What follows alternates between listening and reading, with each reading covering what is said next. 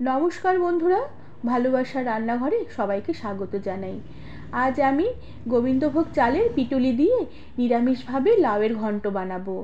রেসিপিটি আশা করি তোমাদের ভালো লাগবে, আর ভালো লাগলে একটি লাইক, শেয়ার আর সাবস্ক্রাইব করে দেবার অনুরোধ রইল। আমি এখানে প্রথমে লাউয়ের ছিলকে ছাড়িয়ে নিয়ে ডুমো ডুমো করে কেটে নিয়ে বেশ ভালো করে ধুয়ে নিয়েছি। এরপরে লাউ আমি ঝিরিঝিরি করে কেটে নিয়েছি, আর তার সাথে আমি 1 চামচের মতন গোবিন্দভোগ চাল জলে ভিজিয়ে রেখেছিলাম। এই ভেজা চালেরই আমি পিটুলি বানিয়ে নেব। এরপরে কড়াতে সামান্য পরিমাণে তেল দিয়ে দিলাম, আর তেল গরম হয়ে উঠলে আমি একটি তেজপাতা ছিঁড়ে ফোড়ন দিলাম, আর তার সাথে খানিকটা গোটা জিরে ফোড়ন দিলাম।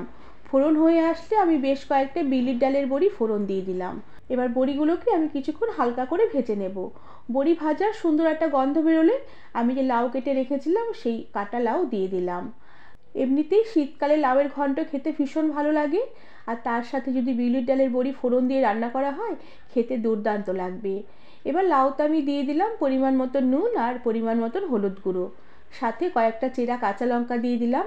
তবে এখানে আমি বেশি একটা ঝাল দেব না, কেননা লাউ ঘন্টতে বেশি ঝাল দিলে খেতে ভালো লাগবে না।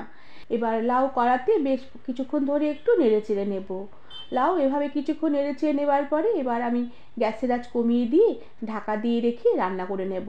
আর আমি এতে আলাদা করে আর জল দেব না, লাউয়ের যে জল আছে সে জলটাই ঢাকা দিয়ে রান্না করে নেবার পরে বেরিয়ে আসবে।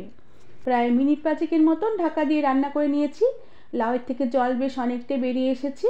এবার বেশ ভালো করে নেড়ে চেড়ে নেব, আর আবারও ঢাকা দিয়ে রেখে কিছুক্ষণ রান্না করে নেব।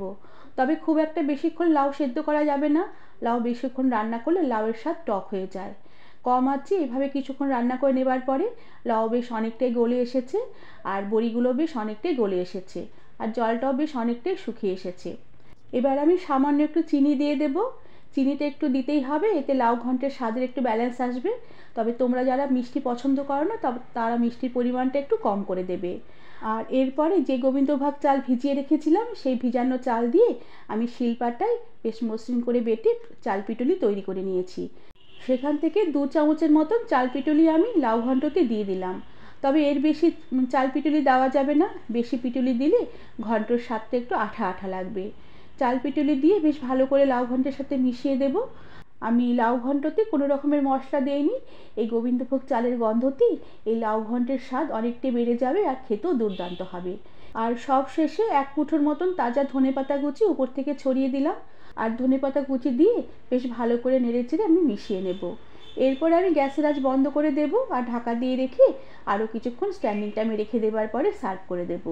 বন্ধুরা, কোনো রকমের মশলা বাটাবুটির ঝামেলা ছাড়াই শুধুমাত্র সামান্য একটু জিরে ফোড়ন দিয়ে আর 1 চামচের মতন ভিজানো গোবিন্দভোগ চাল বাটা দিয়ে এই লাউ ঘন্টের রেসিপিটি তৈরি হয়ে যাবে।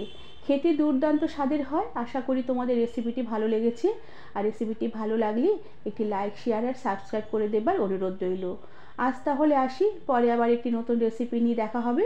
ধন্যবাদ বন্ধুরা।